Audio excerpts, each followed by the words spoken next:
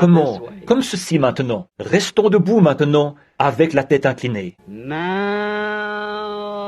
I believe. Now I believe. All things are possible. Now I believe.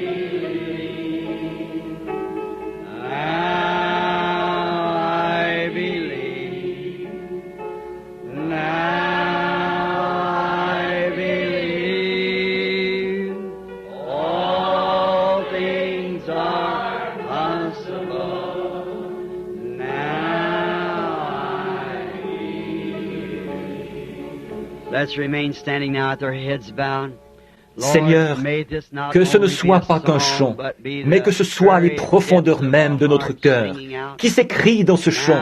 Maintenant, je crois. Les disciples ont dit à un moment donné, après que Jésus avait fait tant de miracles, ils ont dit, Seigneur, maintenant nous croyons. Jésus a dit, vous croyez maintenant? Ils ont dit, nous croyons que tu sais toutes choses et que tu n'as pas besoin que personne t'enseigne. Alors, Père, ce soir, nous nous rendons compte que tu n'as pas besoin de notre enseignement, mais que c'est nous qui avons besoin du tien. Aussi, nous te prions de nous enseigner comment prier, comment vivre et comment croire. Accorde-le, Seigneur, au cours de cette réunion de ce soir. S'il nous manque quelque chose, donne-le-nous, Seigneur. Nous le demandons au nom de Jésus. Amen.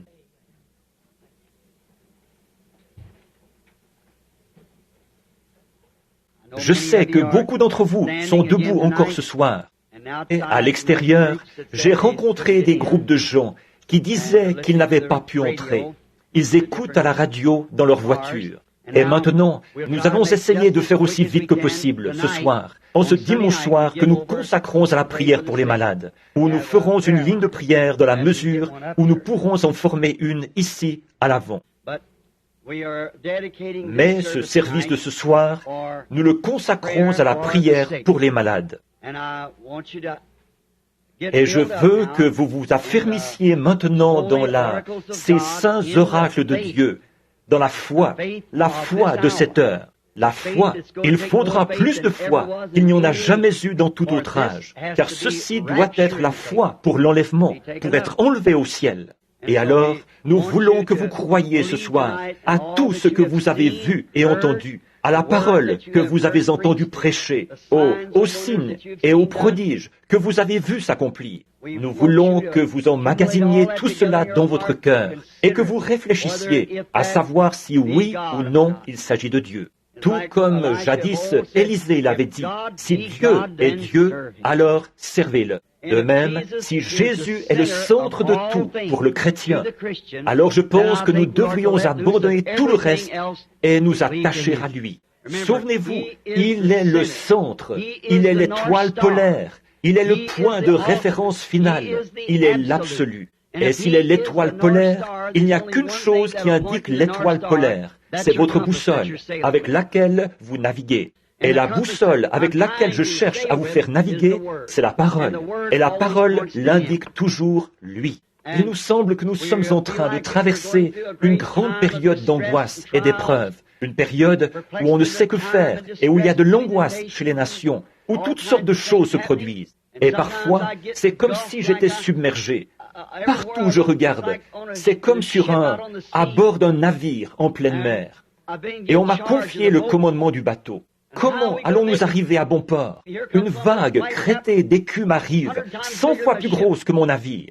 Mais nous franchirons la crête de chacune de ces vagues. Nous sommes plus que vainqueurs par lui. C'est le capitaine en chef, qui tient la corde au bout du navire. Il le fera passer au travers. Nous franchirons la crête de chacune de ces vagues. Maintenant, ce soir, pour faire vite et vous laisser partir de bonne heure, nous vous remercions, car vous faites de longs trajets en voiture et tout. Il vous faut rouler en voiture et faire ce sacrifice.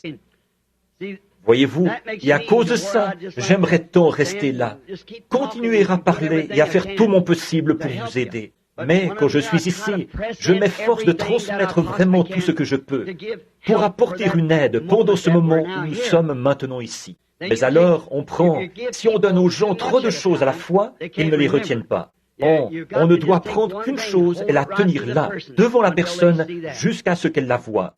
Puis, une fois que ça s'est ancré solidement dans son cœur, alors enseignez-lui quelque chose d'autre. Nous avançons pas à pas, tout simplement. Alors, priez et prenez courage. Et maintenant, ce soir, ayez la foi pour la guérison. Je ne pense pas qu'il y ait le moindre doute dans votre esprit quant à l'époque où nous vivons. Je ne crois pas qu'il y ait un doute dans votre esprit quant à savoir si Dieu est au milieu de son peuple ou pas. Je crois que vous le croyez tous. Et il n'y a aucun doute là-dessus dans mon esprit à moi. Et je sais que les miens, mes amis, les amis de Christ, les enfants de Christ croient cela.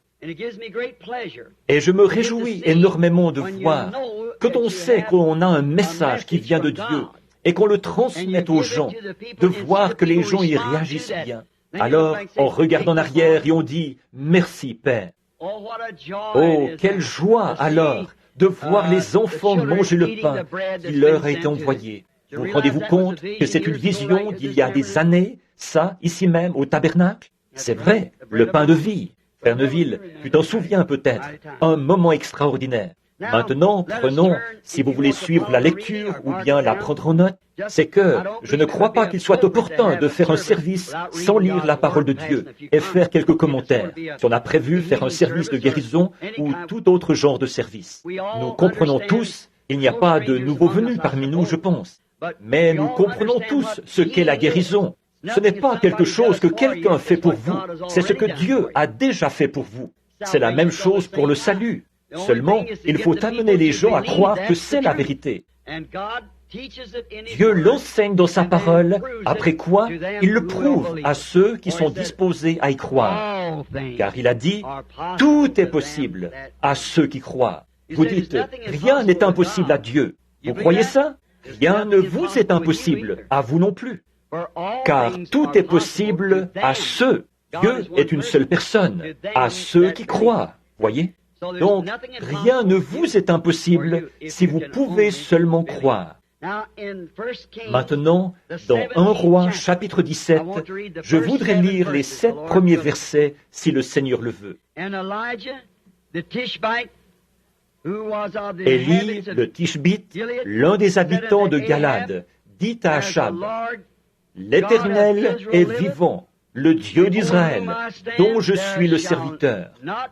Il n'y aura ces années-ci ni rosée, ni pluie, sinon à ma parole. » Et la parole de l'Éternel fut adressée à Élie en ces mots.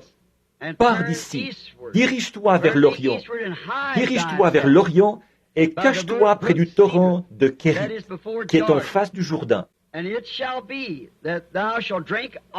Tu boiras de l'eau du torrent, et j'ai ordonné aux corbeaux de te nourrir là. » Remarquez, te nourrir là, pas ailleurs, là.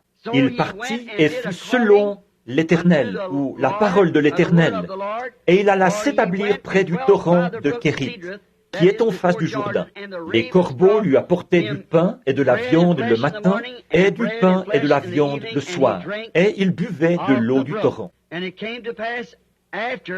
Mais au bout d'un certain temps, le torrent fut à sec, car il n'était point tombé de pluie dans le pays.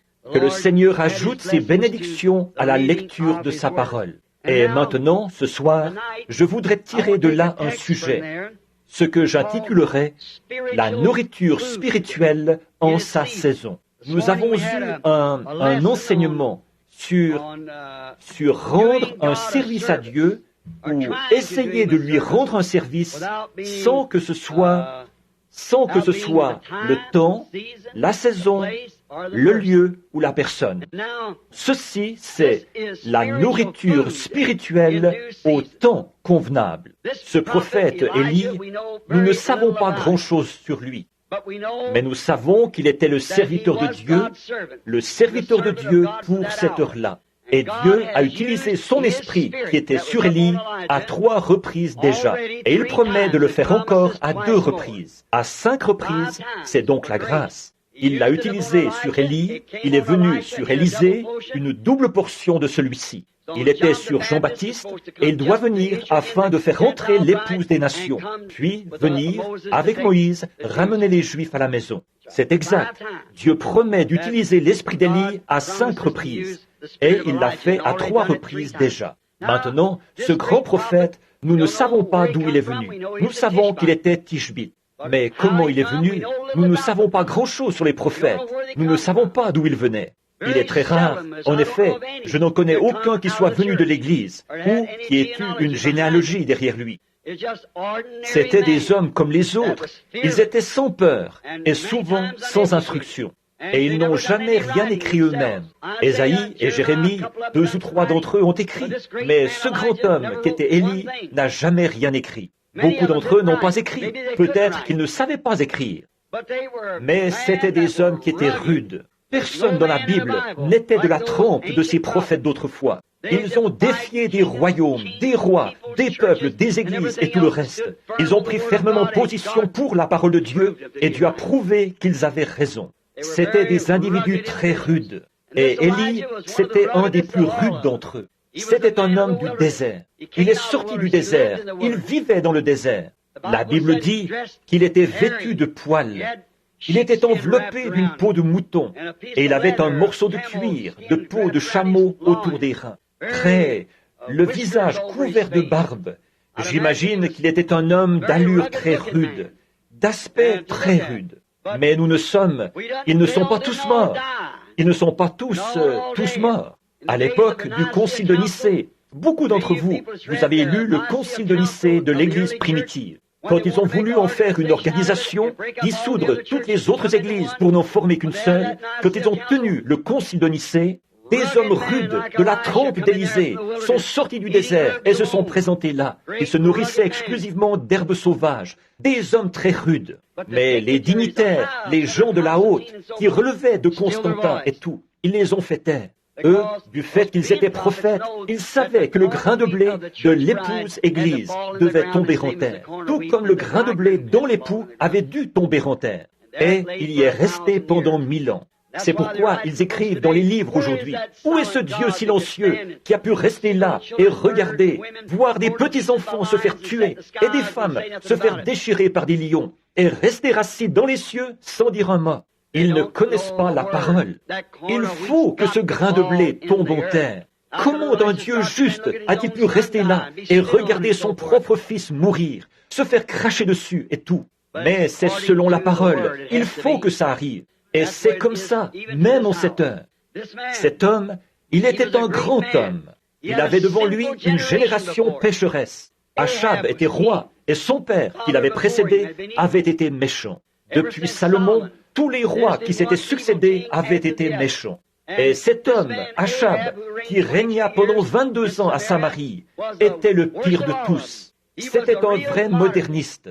Il croyait à la religion, bien sûr, et il avait implanté la tendance moderne partout. Il avait ses 400 prophètes hébreux, tous bien instruits et bien formés. Dieu lui en avait envoyé un, mais il ne voulait pas le croire. C'était Élie. Mais Élie, ce Tishbite, était un homme du désert. Ce n'était pas un homme raffiné, c'était un homme rude. Un jour, après qu'Achab avait tellement péché que Dieu ne pouvait plus tolérer ça, il a parlé à Élie dans le désert. Et le voici qui descend la route qui mène à Samarie, comme je l'ai souvent illustré, peut-être le visage couvert de barbe blanche, son crâne chauve qui luisait au soleil, ses petits yeux plissés. Là-bas, un bâton à la main, le sourire aux lèvres, il est allé tout droit vers le roi d'Israël et il a dit, là, il ne tombera pas, même de rosée, tant que je ne l'aurai pas fait venir. Que Dieu nous donne des hommes comme celui-là, des hommes qui savent ce qu'ils font, avec l'ainsi dit le Seigneur. Or, nous voyons qu'avant de faire ça, Dieu l'avait appelé. Dieu lui avait parlé. Et c'est pourquoi il n'avait peur de rien. Il n'avait pas peur de son message, que ça n'arrive pas. Il savait que ça allait arriver. Il savait que c'était selon la parole du Seigneur. Et il savait qu'il était le prophète de Dieu pour cette heure-là. C'est pourquoi que le roi lui coupe la tête, qu'il le jette en prison, quoi que les gens fassent, ça lui était parfaitement égal. Il avait une commission. Ainsi dit le Seigneur, au roi, bien en face. Quel individu rude! Mais avant de faire ça, de prédire cette grande sécheresse, en effet, Dieu ne permettra pas que le péché reste impuni. Il faut qu'il y ait une punition. À quoi sert d'avoir une loi s'il n'y a pas de punition? À quoi servirait de dire que c'est illégal de griller un feu et qu'il n'y ait pas d'amende qui soit attachée, ou pas de punition qui soit attachée? Ce ne serait pas une loi. Donc, il y a une punition attachée au péché. Alors, quand Dieu fait une loi et qu'on défie cette loi, il faut qu'il y ait une punition attachée à ça. Et cette nation avait violé toutes ces lois. Oh, ils avaient l'Église en grand, ils avaient le temple. Ils ne manquaient pas d'hommes instruits. Ils avaient des prophètes partout dans le pays. On les produisait dans les écoles, en série, comme une machine. Il ne manquait pas de prophètes, il ne manquait pas de sacrificateurs, il ne manquait pas de scribes, il ne manquait pas de religion, mais ils s'étaient éloignés de la parole de Dieu. Alors Dieu a appelé un homme qui n'était pas dans leur rang du tout, et l'a envoyé avec l'ainsi dit le Seigneur. Et remarquez comme il s'occupe des siens. Avant d'envoyer ce prophète muni du message, il a dit, « Élie, va dire ces choses au roi Achab. » Et alors, quand tu l'auras fait, éloigne-toi vite de lui, car j'ai préparé un lieu où tu iras pendant la sécheresse. Je vais prendre soin de toi, Élie, à condition que tu prêches ma parole, que tu fasses exactement ce que je te dicte.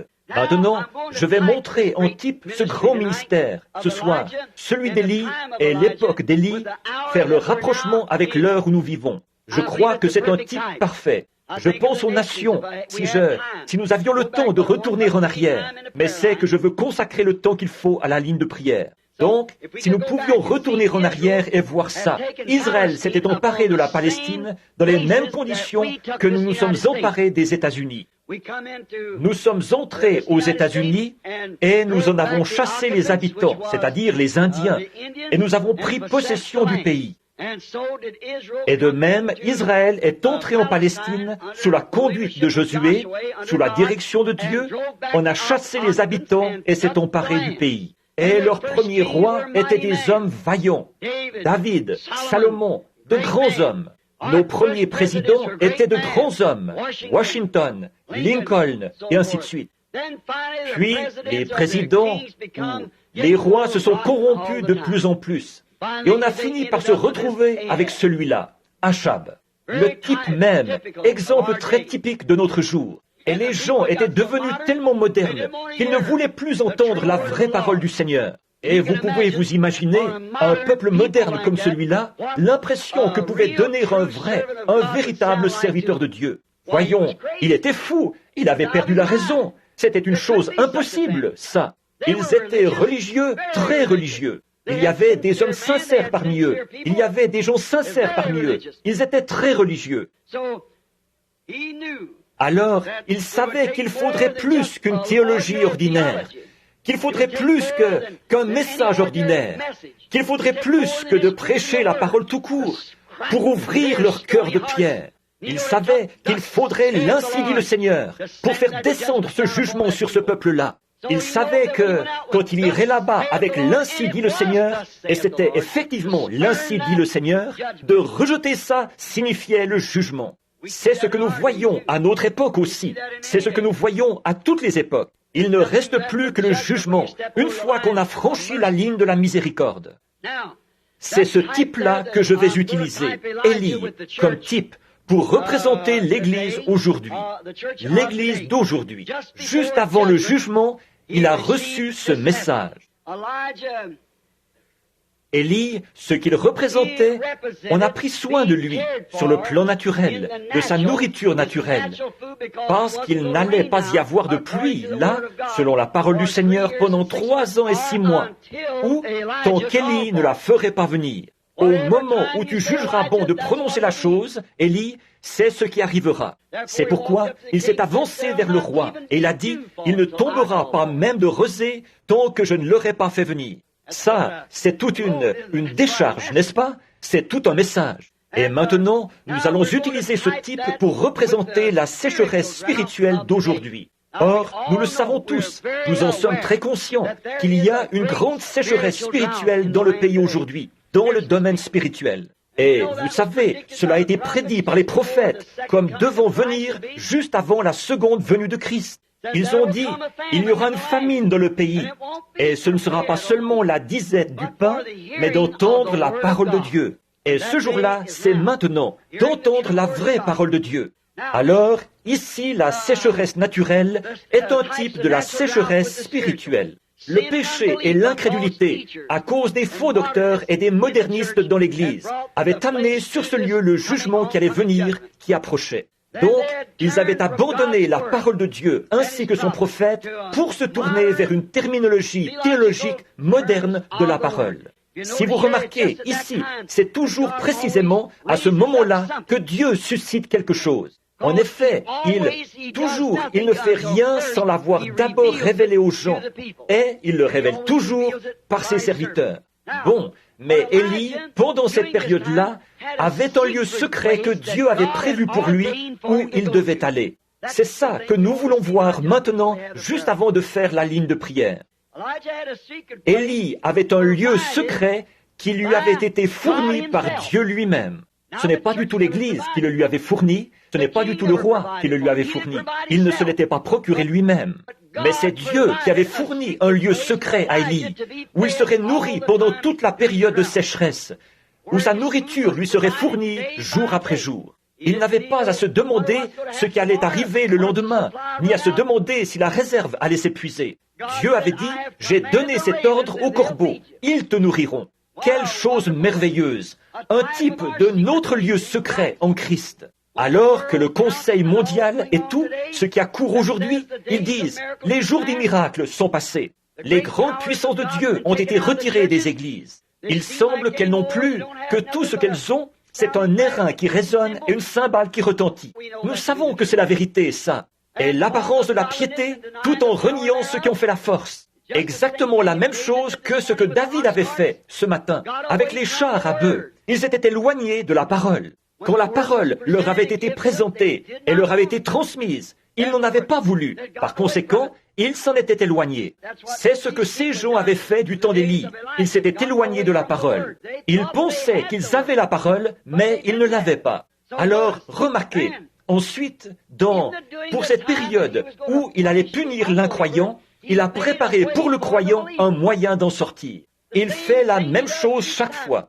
À l'époque où il allait détruire le monde par l'eau, il a préparé pour Noé un moyen d'échapper. À l'époque où il allait noyer l'Égypte, il a préparé pour son peuple un moyen d'échapper, de traverser la mer. Oh, comme Dieu pourvoit lui-même aux moyens. Et là où il n'y a aucun moyen, il est le moyen. Il est le moyen. Or, nous nous rendons compte que nous avons à faire face à l'une des heures les plus importantes que l'histoire ait jamais connues. En fait, ce n'est pas l'ogive, avec ce missile luisant muni d'une ogive, que nous devons redouter. Ce sont les églises que nous devons redouter. C'est l'heure où nous vivons que nous devons observer.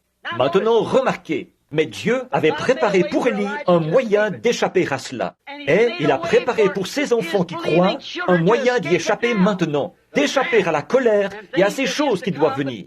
En effet, il serait injuste de la part de Dieu de juger ces gens, de faire venir sur eux une punition, de faire sombrer Sodome et Gomorrhe, d'envoyer Capernaum au milieu de la mer, de condamner ces générations-là, et Sodome et Gomorrhe, pour ensuite nous laisser, nous, faire la même chose impunément. Le jugement nous est assuré tout autant que le jugement leur était assuré. Or, nous remarquons que quand ces choses sont apparues, la tendance moderne de l'époque, alors Dieu, à cette époque-là, suscitait un homme, ou plutôt, a suscité un homme pour lutter contre ces forces-là. Mais les gens ont refusé d'écouter. Ils pensaient qu'il était fou, qu'il avait perdu la tête, qu'il n'était qu'un vieux fanatique, une espèce d'imbécile sorti du désert, que la brousse avait en quelque sorte rendu fou. Et pourtant, il avait la parole du Seigneur. La parole n'est pas sérieuse dans ses déclarations. C'est ce qu'ils disent aujourd'hui. Oh, eh bien, la Bible, c'est un livre d'histoire. Je suppose que vous avez vu ça, ce qu'ils affirment maintenant. c'est qu'Ève n'a pas mangé la pomme. Elle a mangé C'était quoi déjà? Je crois... C'était un abricot. C'est ce qu'ils disent maintenant. C'était un abricot. Et puis, que Moïse, ce n'est pas du tout la mer Rouge qu'il a fait traverser aux enfants, c'est qu'il y avait un grand tas de roseaux là-bas, à l'autre bout de la mer, et il a traversé une mer de roseaux. Dans ce cas, comment se fait-il que l'eau, EAU, ait formé une muraille des deux côtés, qu'ils aient traversé à pied sec alors? Oh, quel non-sens! Mais vous voyez, voilà le genre d'époque qu'il faut pour faire descendre la colère de Dieu sur les gens. Effectivement. Ils disent que ça n'existe pas, c'est jusqu'aux gens d'église qui ne croient pas au miracle. Je vous donnerai $1000, ont-ils dit. Faites-moi voir un miracle. Faites-moi voir un miracle. Eh bien, ils ne verraient pas, même si 10 000 choses étaient produites devant eux. Voyons, ils ne verraient jamais. Vous dites, c'est impossible. Oh non, pas du tout. Élie, un jour, il était à Dothan, et l'armée des Syriens était venue entourer la ville pour s'emparer de lui, parce qu'ils savaient que la puissance de cette nation venait de là, se trouvait dans ce voyant. Eh bien, le roi, un de ces hommes, a dit au roi de Syrie, il a dit, eh bien, tu sais, Élie le prophète, le Tishbite, rapporte au roi d'Israël les propos que tu tiens dans le secret de ta chambre. Il a dit, va chercher ce type-là, c'est ce gars-là qui nous fait obstacle. Et toute l'armée des Syriens est allée en douce encercler Dothan. Ils l'ont cerné de toutes parts. Et Géasi, le serviteur du prophète, s'est réveillé. Et il a dit, « Oh, mon père, les armées nous cernent de toutes parts, ici. Nous sommes complètement encerclés. » Il a dit, « Voyons, ceux qui sont avec nous sont en plus grand nombre que ceux qui sont avec eux. » Voyez? Géasi a regardé autour de lui. Il a dit, « Je ne vois personne. » Il a dit, « Seigneur Dieu, ouvre les yeux de ce garçon. » Et ses yeux se sont ouverts. Et toutes les collines étaient pleines d'anges et de chars installés partout, les forces invisibles. Élie s'est avancé là sans hésitation, et la Bible dit, il les frappa d'aveuglement. Il s'est avancé vers eux, ils étaient aveugles, ils ne voyaient pas que c'était lui. Il s'est avancé et il a dit, cherchez-vous Élie? Il a dit, oui, nous le cherchons. Il a dit, venez, je vais vous dire exactement où il se trouve. Et il les a conduits directement dans un guet-apens, à l'endroit précis où les armées sont sorties et se sont emparées d'eux. Donc la Bible dit, il les frappa d'aveuglement. Ça règle la question. Et aujourd'hui, les gens sont tellement aveugles spirituellement, le Seigneur Dieu a beau descendre au milieu des gens, accomplir n'importe quoi, accomplir les choses qu'il a promises. Ils ne voient toujours pas ce qu'il en est. Ils sont aveugles spirituellement. Ils ne connaissent pas Dieu. Ils ne connaissent pas sa grande puissance. Donc, nous remarquons que c'est ce qu'ils avaient fait du temps d'Élie, et c'est ce qu'ils font encore aujourd'hui. Dieu les frappe d'aveuglement. Aujourd'hui, ils disent qu'il n'y a pas de miracle, que ça n'existe pas, que tout ça, c'est de l'émotion.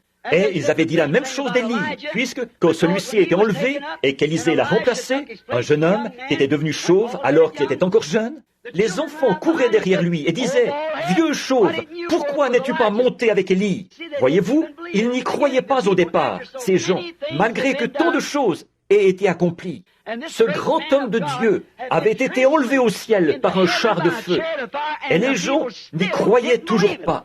Et ils ont laissé leurs jeunes enfants courir derrière cet homme et dire « Vieux chauve, pourquoi n'es-tu pas monté ?» Voyez? Et là, le prophète a maudit ses enfants et une ours a tué 42 d'entre eux. Maintenant, remarquez, aujourd'hui, comme à cette époque-là, ils ajoutent leur interprétation personnelle à la parole. Bon, s'ils veulent faire ça, ça les regarde. Mais ils cherchent à nous y faire croire. La Bible dit que cette parole de Dieu ne peut être un objet d'interprétation particulière. Dieu fait l'interprétation par lui-même. Dieu confirme sa parole, et c'est ça qui en est l'interprétation. Comme je l'ai souvent dit, il a dit au commencement que la lumière soit, et la lumière fut. Ça n'a pas besoin d'être interprété. C'est arrivé. Il a dit qu'une vierge concevrait. Elle l'a fait. Il a dit qu'il répandrait son esprit. Il l'a fait. Et il a dit que dans les derniers jours, il ferait certaines choses. Et il les fait. Ça n'a besoin d'aucune interprétation. Dieu en fait l'interprétation par lui-même. Quoi que disent les hommes insensés, ça n'arrête pas Dieu du tout. Quand Jésus était sur terre, il a dû faire face à autant d'incrédulité que nous aujourd'hui, et peut-être même plus. Mais ça ne l'a pas arrêté. Il a continué quand même à accomplir et à faire son devoir, et Dieu confirmait tout ce qu'il faisait. Il a dit, « Je ne suis pas seul. Mon Père et moi, nous sommes un. Il demeure en moi. Ce n'est pas moi qui fais les œuvres, c'est le Père qui demeure en moi. Si je ne fais pas ces œuvres, alors ne me croyez pas. Mais si je fais ces œuvres, quand même, vous ne me croiriez pas, croyez aux œuvres. » Voyez, autrement dit, elles sondez les Écritures, a-t-il dit, parce que c'est en elles que vous pensez avoir la vie éternelle, en connaissant les Écritures. Et ce sont les Écritures elles-mêmes qui rendent témoignage de moi. Amen. Quelle déclaration! Ce sont elles, les Écritures, qui vous déclarent qui je suis, a dit Jésus. Et ce sont les Écritures qui vous déclarent à quelle heure nous vivons. Et ces choses que vous voyez s'accomplir, c'est Dieu lui-même au milieu de son peuple.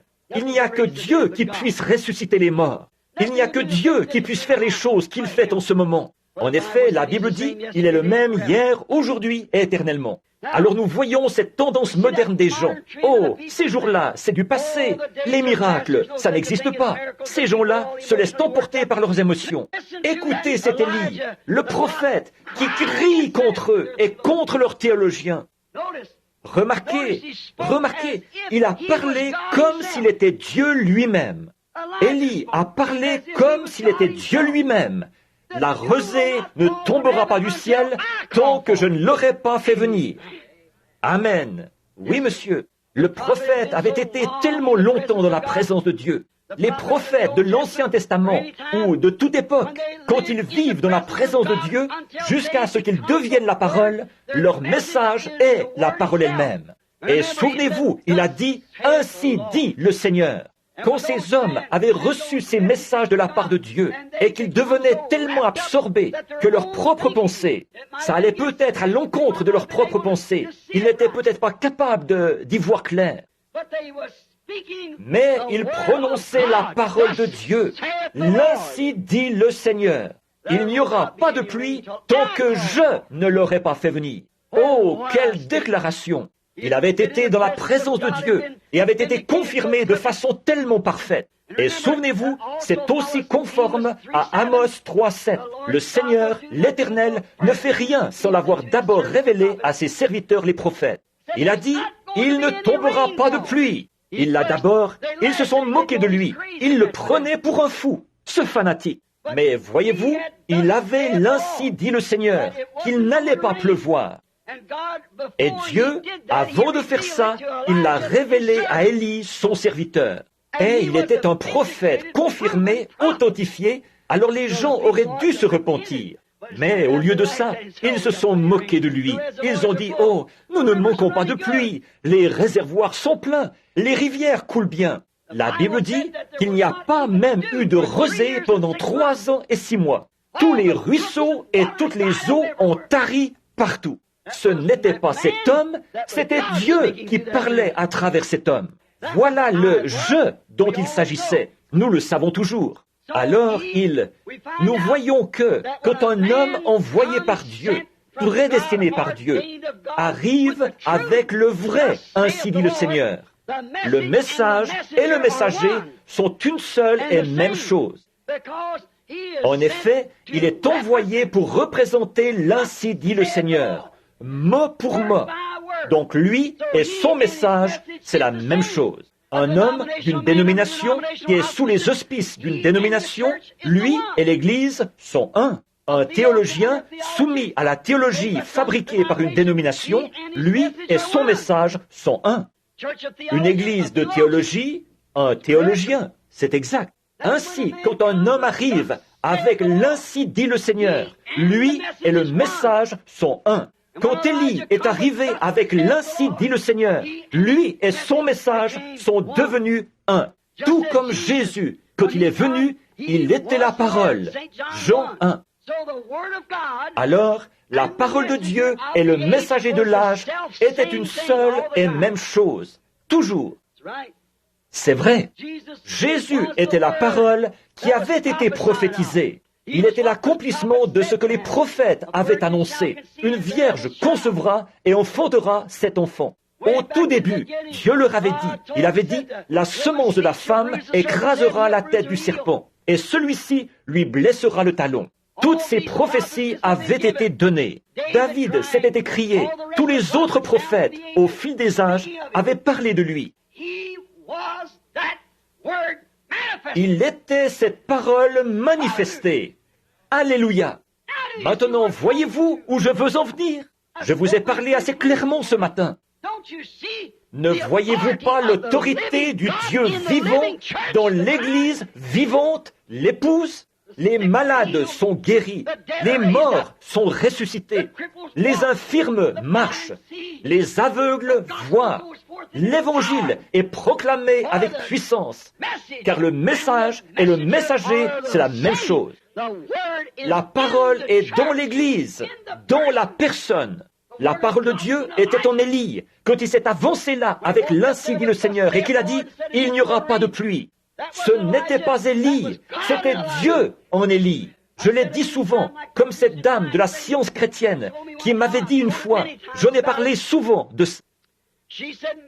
Elle disait, « Monsieur Branham, vous faites trop de cas de Jésus. » J'ai dit, « J'espère que c'est la seule chose dont j'aurai à rendre compte. » Et elle a dit, « Vous essayez de le rendre divin. » J'ai dit, « Il était divin. » Elle a dit, « Oh, il était un prophète, il était un homme bon, mais il n'était pas divin. » Et j'ai dit, « Eh bien, indiquez-moi un seul passage de l'Écriture qui déclare qu'il ne l'était pas. » Elle a dit, « Dans le livre de Jean, il est dit qu'il pleura quand il est allé à la tombe de Lazare. » Eh bien, j'ai dit, « Bien sûr qu'il pleura. Il était à la fois humain et divin. Il était un homme quand il pleurait, mais il fallait qu'il soit Dieu pour ressusciter les morts. » C'est vrai. J'ai dit, il était un homme quand il avait faim, mais il était Dieu quand il a nourri 5000 personnes avec quelques petits pains et 5 poissons. C'est vrai. Il était un homme quand il dormait à l'arrière d'une barque, mais c'est Dieu en lui qui a pu apaiser les eaux. Pourquoi donc? Lui et son message étaient un. Il a dit, moi et mon Père, nous sommes un. Mon Père demeure en moi. Il était la plénitude de la divinité dans un corps. Je trouve que c'était vraiment saisissant l'autre jour, quand je présentais les 7 âges de l'Église. Tout d'abord, je n'arrivais pas à comprendre ça. Jésus était là, avec les... tout blanc, comme ça. Ça disait, ses cheveux étaient blancs comme de la laine. Je ne comprenais pas qu'un homme de 33 ans soit blanc comme la neige. J'ai appelé un bon théologien, un théologien pentecôtiste, un très cher ami. Eh bien, c'était frère Jack Moore. C'est un homme intelligent, brillant. Il a dit, frère Branham, c'était Jésus glorifié. C'était son aspect, après qu'il avait été glorifié. Non, je ne pouvais pas croire ça. Non. J'ai dit, eh bien, frère Moore, merci. Je me suis retiré dans la pièce, là, et je me suis mis à parler à Dieu. J'ai vérifié les références dans ma concordance pour le retrouver dans Daniel, où il est dit, il s'avança vers l'ancien des jours, dont les cheveux étaient blancs comme de la laine. J'ai dit, Seigneur, je ne sais pas quoi dire, et j'ai cette responsabilité. Or ça, c'était avant les... Souvenez-vous, avant que les 7 sceaux soient ouverts, peut-être une année ou plus avant. Là, je priais, Seigneur, qu'en était-il? J'ai regardé, et là, debout devant moi, se trouvait un homme. C'était un juge, et il portait une perruque blanche. Les juges d'autrefois, des jours anciens, dans le temps, ils portaient une perruque blanche pour montrer qu'ils étaient une autorité suprême. Donc, quand j'ai vu Jésus qui portait la perruque blanche, j'ai dit que ça confirme tout simplement cette vérité que nous connaissons, qu'il est l'autorité suprême. Dieu a attesté la même chose sur la montagne de la transfiguration en disant « Celui-ci est mon fils bien-aimé. Écoutez-le, l'autorité suprême. » Et puis, là-bas, au commencement des 7 sceaux, quand ces 7 anges sont descendus en forme de pyramide, ils se sont tenus là et m'ont dit de revenir pour parler de ces 7 sceaux et qu'ils seraient avec moi, qu'ils me montreraient de quoi il s'agissait, les choses qui avaient été perdues. J'avais toujours pensé que c'était scellé au dos du livre et que ce serait quelque chose qui n'était pas écrit dans le livre. Mais il s'est avéré que ce qui a été divulgué là, c'est qu'il ne peut pas faire ça. Ce n'est pas quelque chose qui est écrit dans le livre, c'est quelque chose qui était caché dans le livre. Car quiconque en retranchera une seule parole ou y ajoutera une seule parole. Alors c'est un mystère qui se trouvait dans le livre pendant ces 7 âges de l'Église. Chacun d'eux a produit un mystère, toutes ces choses au sujet du baptême d'eau et autres, qui les ont fait tâtonner pendant si longtemps. Ensuite, quand ça s'est élevé, les grands observatoires, tout là-bas en Californie, jusqu'au Mexique, au-dessus de Tucson et partout, ils en ont pris la photo. C'était mystérieux à voir. Frère Fred Sothmann, qui est là, assis juste là, et moi et frère Gene Norman, nous étions là, présents quand ça s'est élevé. Ils ont pris cette photo, mais ils ne savent toujours pas ce qu'il en est. Il n'y a pas longtemps, chacun disait, « Regarde un peu, ça ressemble à ceci, et les ailes de ces anges qui sont repliées là. » Un jour, je l'ai tourné à droite, j'ai regardé, et là se trouvait Jésus-Christ, un portrait aussi parfait que Hoffman en a jamais produit. Il était là, portant une perruque blanche, regardant en bas vers la terre, montrant qu'il est l'autorité suprême. Les cieux le déclarent, la Bible le déclare, le message le déclare, tous la même chose. L'autorité suprême, portant la perruque blanche. On voit sa barbe noire en dessous. Beaucoup d'entre vous ont vu la photo. Nous l'avons là-bas, au fond. Vous n'avez qu'à la tourner à droite, de côté. Regardez-la.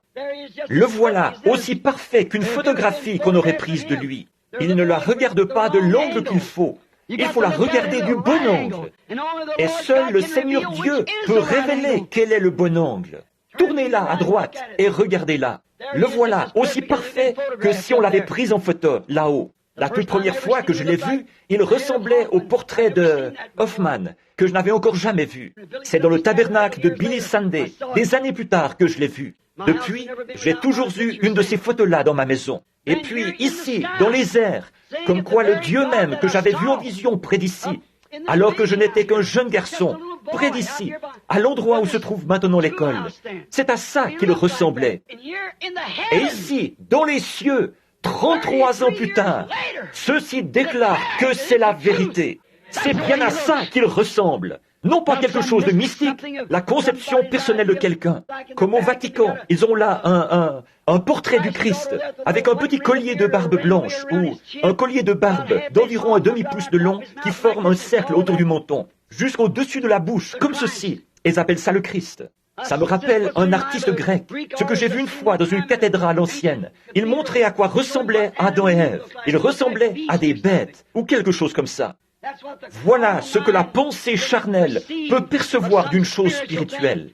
Je pense qu'Adam, c'était le plus bel homme qui ait jamais vécu, et qu'Ève était une femme parfaite à tous égards.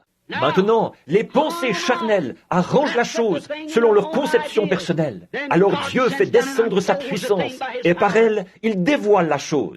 C'est exactement ça qui s'était produit ici du temps d'Achab. Donc nous voyons qu'Élie pouvait dire ça, parce que le message de l'heure est la parole de Dieu, le messager, le message et la parole, c'était exactement la même chose.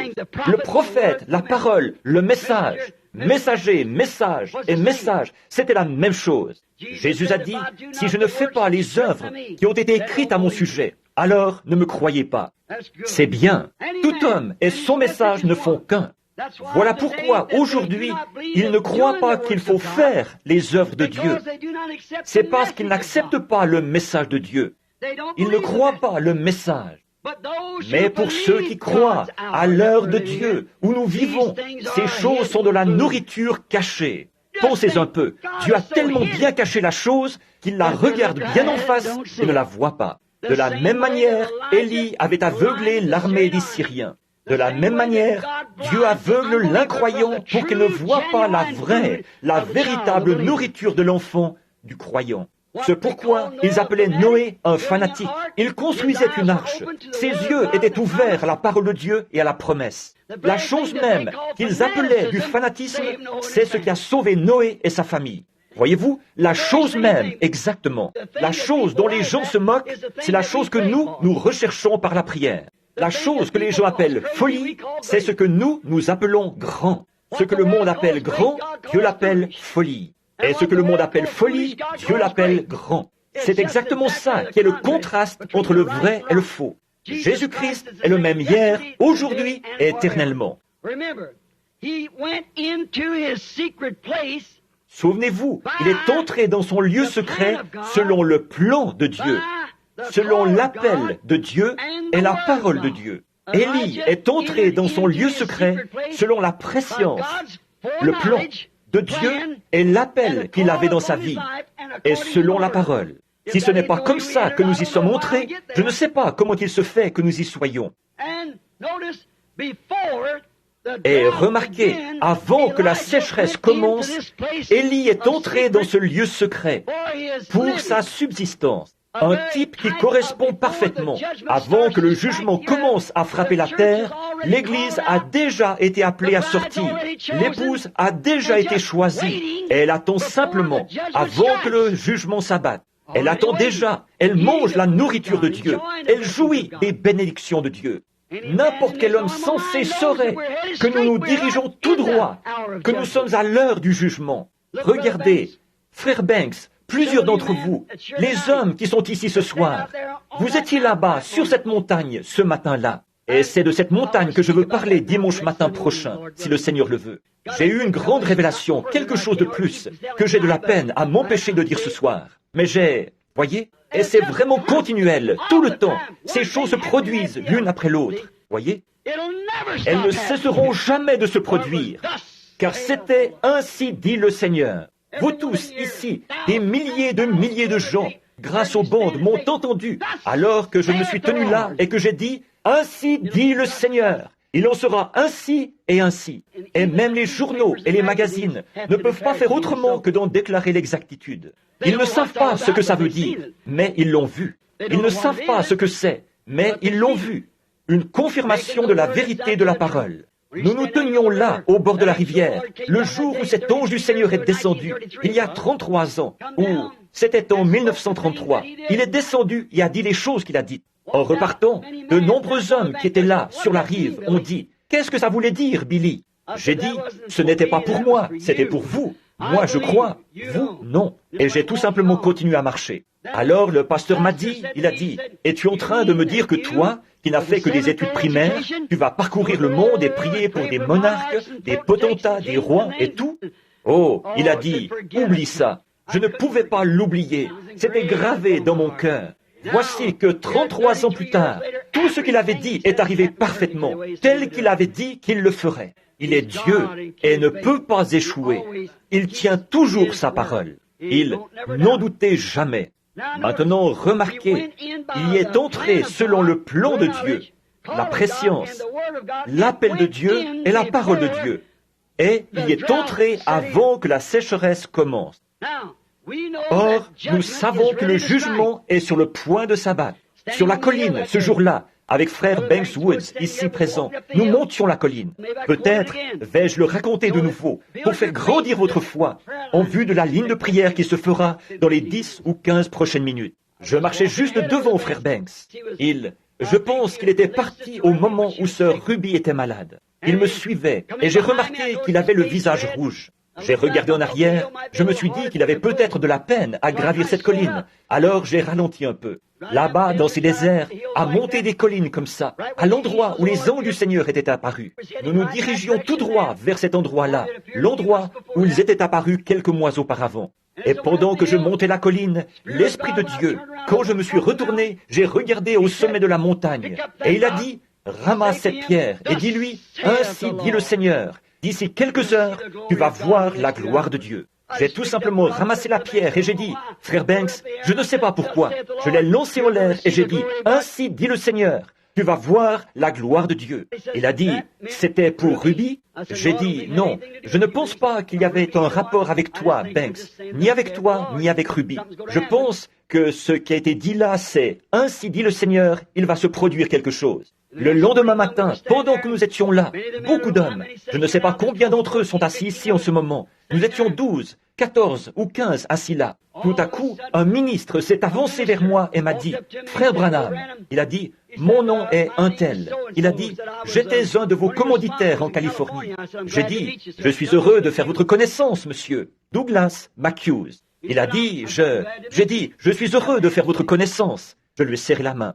Il a dit, « Eh bien, je voudrais vous poser une question. » Il a dit, « Roy Robertson, qui est administrateur ici, frère Woods, Terry et Billy et frère McAnally, et je ne sais plus trop qui se trouvait là. Et il a dit, « Je voudrais vous demander quelque chose. » Il a dit, est-ce qu'il arrive que le Seigneur vous donne des visions ailleurs, comme ceci? J'ai dit, oui frère, mais je viens ici pour m'en éloigner en quelque sorte, pour me reposer. J'ai regardé autour, comme ceci, et j'ai vu un docteur de forte corpulence qui le regardait. Il a dit, Révérend Matthews, cette allergie qu'il y a dans votre œil va bientôt détruire cet œil. Je vous ai soigné pendant 2 ans, et je ne peux rien y faire. Je me suis tourné vers lui. J'ai dit, la raison pour laquelle vous m'avez demandé ça, c'est que votre docteur vous a dit l'autre jour qu'il y a cette allergie dans votre œil. C'était au milieu du jour, vers 11 heures, et il portait des lunettes de soleil. Et j'ai dit, la raison, vous ne les portez pas à cause du soleil, mais à cause de votre œil. Il vous a dit que vous alliez perdre cet œil. Et il s'est mis à pleurer. Il a dit, c'est exact. Je me suis retourné pour continuer à circuler. J'avais une pelle à la main, et j'ai regardé. Je l'ai vu qui se tenait là en me regardant, les yeux tout ce qu'il y a de plus clair. J'ai dit, mais ainsi dit le Seigneur, vous n'allez pas perdre cet œil. J'étais à la chasse avec lui l'automne dernier. Il voyait mieux que moi et que tous ceux du groupe. Jamais il... Et j'ai vu une dame âgée qui descendait son bas et soulevait un côté de sa jupe. Elle a dit, mon fils, si tu vois frère Branham, dis-lui de prier pour mes pieds. Et j'ai regardé ça. Il y avait là des petites, on aurait dit des petites tumeurs qui pendaient sur ses pieds partout. J'ai dit, votre mère est une dame aux cheveux gris. Mon fils, vous voyez, avant que vous partiez, elle vous a dit, si vous me voyez, de me demander de prier pour ses pieds. Elle a des espèces de petites tumeurs qui pondent partout sur ses pieds. Il a failli s'évanouir. Il a dit, c'est la vérité. J'ai dit, dites-lui de ne pas s'inquiéter, tout ira bien. Je me suis mis à circuler. Alors j'ai entendu la voix de Dieu parler, dire, sauvez-vous vite. Roy Robertson se trouvait là. Je savais que c'était un ancien combattant. Alors j'ai mis ma main sur son épaule. J'ai dit, frère Roy, mets-toi à l'abri au plus vite. Il a dit, qu'est-ce qu'il y a? J'ai dit, sauve-toi, mets-toi à l'abri. Et je me suis mis à circuler. J'ai déposé ma pelle. Je me suis retourné. J'ai ôté mon chapeau. Et il est arrivé. Voilà, la gloire de Dieu est descendue dans un tourbillon qui a fracassé la paroi de la montagne, comme ça, avec une déflagration qui a fait trembler le lieu, comme ça. Il a coupé le sommet des buissons, juste à environ 3 ou 4, 5 pieds au-dessus de ma tête. C'est remonté en prenant la forme d'un entonnoir, comme ça. Il y a eu une autre déflagration. C'est revenu 3 fois. Puis, quand c'est reparti, la 3e fois, frère Banks est venu vers moi. Il a dit, c'est de ça que tu parlais? J'ai dit, oui. Il a dit, qu'est-ce que c'était? J'ai dit, Dieu apparaît dans les tourbillons. Je ne savais pas s'il voulait que je le dise aux gens ou pas. Alors, je suis reparti et j'ai prié un peu. Alors, il m'a dit que je pouvais le leur dire. J'ai dit, c'est le jugement qui frappe la côte ouest. Regardez là aujourd'hui. Regardez ce qui est arrivé. Quelques heures après, l'Alaska a été englouti. Et maintenant, tout est en train de sombrer. Nous entrons dans le jugement. La miséricorde a été repoussée. Mais grâce soit rendue à Dieu. Nous avons de la nourriture cachée, de la nourriture spirituelle. Nous vivons de la bonté et de la miséricorde, de la révélation de Jésus-Christ en ces derniers jours, alors qu'il confirme sa personne au milieu de son peuple. Amen. Ils sont entrés, Élie est entré avant que la sécheresse commence. Dieu merci, nous sommes entrés avant que le jugement commence. C'est maintenant le temps de sortir et d'entrer, de sortir de ces organisations et d'entrer en Christ. Le temps de sortir et d'entrer pour tous les vrais croyants. Alors, il a été appelé et il est resté à l'intérieur. Souvenez-vous, il n'a jamais quitté ce torrent tant que Dieu ne l'a pas appelé. Et vers la fin de la sécheresse, il a appelé à sortir de là pour se rendre chez une veuve. Remarquez, il a fait appel à cette veuve. Et cette veuve ne s'était pas associée avec les incroyants, pris la marque de la bête pendant la sécheresse. Alors, il a appelé Élie à nourrir cette veuve. Tout ce qu'ils avaient, c'était un petit gâteau, une petite chose à laquelle elle s'accrochait. Et Élie a dit, « Donne-le-moi premièrement, car ainsi dit le Seigneur, ce pot ne se videra point et la cruche ne séchera point, jusqu'au jour où le Seigneur Dieu fera tomber de la pluie sur la face du sol. » Faire passer Dieu avant tout, sa parole avant tout. Remarquez, il y avait de la farine dans le pot. Chaque fois qu'elle allait chercher de la farine, il y avait de la farine dans le pot. Il y avait de l'huile dans la cruche. Chaque fois qu'elle allait en chercher. Pourquoi la farine représentait Christ dans l'offrande de farine? Les grains devaient être impeccables pour que chacun soit moulu. Chaque grain de cette farine était pareil, montrant qu'il est le même hier, aujourd'hui et éternellement. C'était là la parole, le pain de vie, qui faisait suite au message, pour confirmer la parole. C'est pareil aujourd'hui, mes amis. C'est pareil aujourd'hui. Le pain de vie dont les enfants se nourrissent fait suite au message de Dieu, afin de les nourrir pendant la période de la sécheresse. Et s'il était en notre présence aujourd'hui, et s'il était en notre présence maintenant même, il se comporterait et il ferait exactement la même chose que ce qu'il avait fait à l'époque où il était dans une chair, ici sur terre. L'épouse fait partie du mari. L'Église est pareille à Christ. Vous ferez, vous aussi, les œuvres que je fais. Et c'est la parole qui les faisait. Il nous a dit que nous ferions, nous aussi, les choses que lui, il avait faites. Là encore, nous remarquons, si la parole est en nous et qu'elle est venue à nous comme elle l'avait fait dans le cas d'Élie à cette époque-là, elle accomplira la même chose que ce que lui, il avait fait. Il allait se nourrir des choses secrètes de Dieu qui sont cachées au monde. Oh, là encore, c'est ce qui fait que le message et le messager sont un. La nourriture spirituelle est prête, maintenant en sa saison. Et vous pouvez, chacun de vous, avoir cette nourriture, si vous le désirez. Si vous êtes disposé à vous détacher de toute l'incrédulité de cette heure, si vous êtes prêt à entrer en Christ, à entrer dans sa promesse, et rappelez-vous les promesses qu'il a faites dans Malachie 4, dans Luc 17, 30, et aussi dans Jean 14, 12, et dans combien d'autres passages de l'Écriture, où il est fait mention, Joël 2, 38, et tout ce qu'il ferait, ou plutôt 2, 28, ce qu'il ferait dans ces derniers jours. Et ce qui était dit par le prophète, qu'il y aurait de la lumière dans ces derniers jours, quel effet elle aurait, ce qu'elle produirait, toutes les Écritures qui annonçaient ces derniers jours. Et il s'agit de Christ. Si vous pouvez vous cacher dans cela maintenant, dans ce lieu secret, vous pourrez manger et voir la bonté et la miséricorde de Dieu. Si vous êtes malade, il y a là la guérison. Vous vous souvenez quand Élisée, plus tard, avait fait descendre, après cette offrande de farine qu'il avait eue, Christ, et dont il avait nourri la famille de cette veuve. Remarquez, plus tard, quand il a fait descendre le feu des cieux et tout, et qu'il a prouvé qu'il avait été envoyé par Dieu, l'esprit du prophète. Remarquez, dans le désert, quand il était couché sous le genêt, un ange est descendu avec ce même genre de farine. Il a fait cuire des gâteaux et l'en a nourri. Un peu plus tard, il l'a de nouveau fait dormir, puis il l'a réveillé, et il y avait encore des gâteaux de farine cuits qui l'attendaient là. Et avec la force que lui donnèrent ces gâteaux, il marcha 40 jours.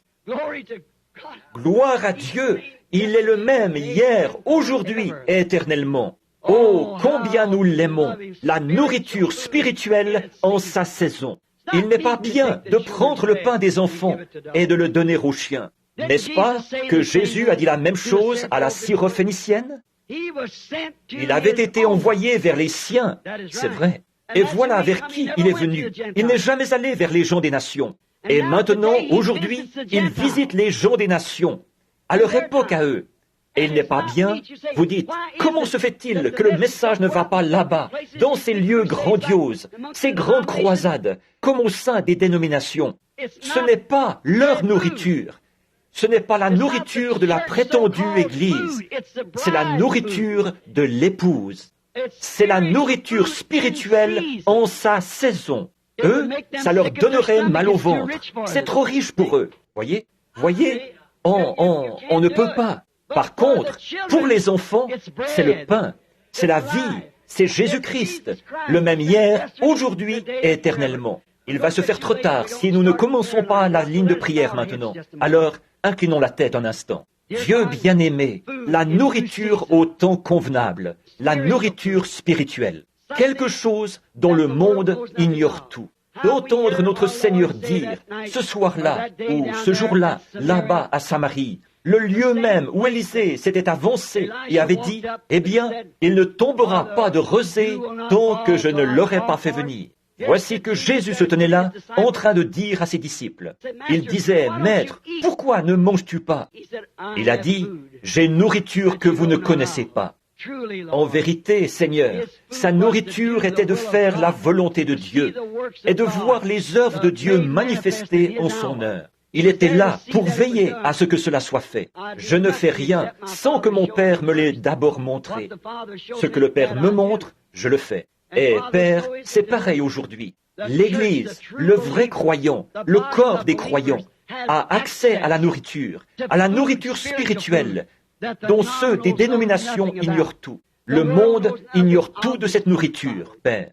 Mais ton Église, ton peuple, l'épouse de ton Fils, elle l'aime. Nous avons accès à la guérison de notre corps quand les médecins ont échoué. Nous y avons accès. C'est l'une des nourritures de Dieu qu'il a données à son Église et qu'il a promise pour les derniers jours à ses enfants qui croient. Père, aide-nous à être des enfants qui croient, car tout est possible aux croyants. Accorde-le, Dieu bien-aimé. Nous le demandons au nom de Jésus. Amen. Je crois que Billy m'a dit qu'ils ont distribué des cartes de prière. Si quelqu'un veut bien me dire quelle est la lettre qui se trouve sur la carte de prière, c'est tout ce que je veux savoir. C, très bien. Prenons C1 pour commencer à former notre ligne. Voyez-vous? Bon, il se peut qu'elle soit un peu partout. Maintenant, si tous, eh bien, voyez-vous, je vais essayer. Je ne sais pas si nous pouvons le faire ou pas. Ou, sinon, nous pouvons juste appeler les gens dans l'auditoire. Vous resterez tranquillement assis. N'importe, ça m'est égal. Si vous préférez venir ici, sur l'estrade, ou être appelé dans l'auditoire, ça m'est égal. L'un ou l'autre. Je compte entièrement sur le Saint-Esprit. Je compte sur lui pour qu'il défende cette parole que j'ai prêchée. Frère George Wright, j'y crois.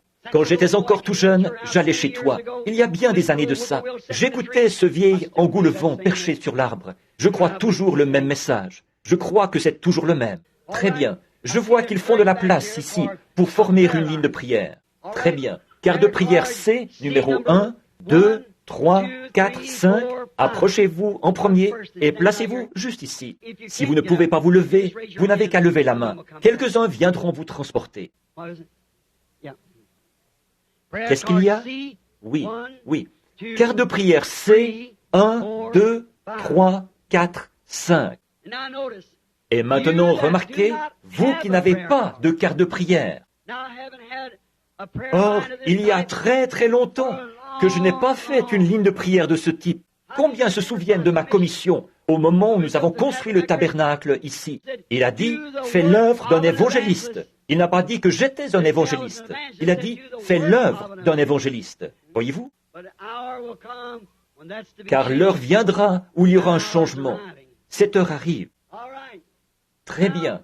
Or, là-dessus, on ne peut pas mélanger 2 ou 3 ministères différents, être pasteur et évangéliser en même temps. On ne peut pas être un prophète et peut-être un pasteur en même temps, voyez-vous, parce qu'on a des fonctions différentes, un ministère différent. Par contre, le Seigneur m'a fait part de ce que je devais faire dans mon message. Mais là, il a dit, fais l'œuvre d'un évangéliste, remplis bien ton ministère, car l'heure viendra où ils ne supporteront pas la saine doctrine. C'est bien ce qui arrive maintenant. Toutes les églises dénominationnelles m'ont rejeté. Elles ne supportaient pas la saine doctrine. Mais au gré de leurs propres désirs, ils mettront en place leurs propres docteurs. Et ce ne seront plus que des fables. Et ils feront de grandes choses, des exploits, comme Jean Bress et Jeannès, qui s'opposèrent à Moïse. Mais leur folie sera manifestée. Voyez? Très bien. Des imitations. Vous voyez comment Jean Bress? Et Dieu dans le ciel le sait. Ça se trouve juste là, dans cette pierre, à l'angle du tabernacle. Depuis 1933. C'est écrit sur une page de Bible. Ça se trouve juste là. Regardez comment ils ont procédé. Regardez l'accomplissement. Des imitations, exactement. Il a dit, laisse-les. Leur folie sera manifeste, de la même manière que l'a été celle de Jean Bress et Jeannès. Voilà, nous en sommes à ce jour-là. J'avais vu l'église, au moment où nous n'en étions qu'à la pose de la pierre angulaire. Des gens penchés sur les rebords des fenêtres, et partout, debout le long des murs du tabernacle. Et voilà. Et les gens ont dit, à cette occasion, les gens de la ville, ici ont dit, dans moins de 6 mois, comme nous n'avions qu'$1 et 80 cents pour construire un tabernacle, bien des garagistes avaient déjà décidé que ça allait devenir leur garage. Mais c'est toujours une bergerie pour les brebis de Dieu. 1, 2, 3, 5, 6, 7, 8, 9, 10. C'est 6, 7, 8, 9, 10. Bien. Or, moi l'Éternel, je l'ai plantée, je l'arroserai jour et nuit, de peur qu'on ne la ravisse de ma main. Regardez la critique qu'il a eue. Aucune dénomination n'y a donné son appui. Il n'y a aucune église comme celle-là, nulle part ici dans le pays. Ni pentecôtiste, ni rien d'autre dans le pays n'y a apporté son soutien. Tous s'opposaient au baptême d'eau, tous s'opposaient à toutes ces autres choses. Jusqu'à ma propre famille, mon propre papa qui m'a mis à la porte. J'ai mis mes vêtements dans un petit sac en papier et je suis allé habiter à New Albany. C'est vrai. Dans mes épreuves et mes labeurs, suffisante est sa grâce. Je peux toujours compter sur sa faveur. J'ai 56 ans et bientôt je devrais traverser le fleuve. À chaque heure qui passe, quand j'aurai pendant 1000 ans célébré ses louanges, nous pourrons, comme au commencement, lui offrir nos hommages. Oh, comme j'aime Jésus! Il est tout pour moi. Oh, très bien. Combien est-ce que je... Où est-ce que je m'étais arrêté? À 10? Est-ce que nous pouvons en prendre encore quelques-uns? Très bien. On était à quoi? À 10? 15? Très bien. C'est 10 à 15. Où que vous soyez, si vous pouvez vous lever et entrer dans la ligne. Vous dites? Ah, très bien. C 15 à 20, alors. Que ce soit C 15 à 20, ça fait 10 personnes de plus. Nous voyons, vous voyez jusqu'où va la ligne, là. Nous ne voulons pas qu'il soit trop serré. Et nous, très bien. Maintenant, accordez-moi toute votre attention. Nous ne prendrons pas beaucoup de temps. Mais maintenant, oh, quelle heure, quel moment! Je voudrais tant que tout le monde aime le Seigneur.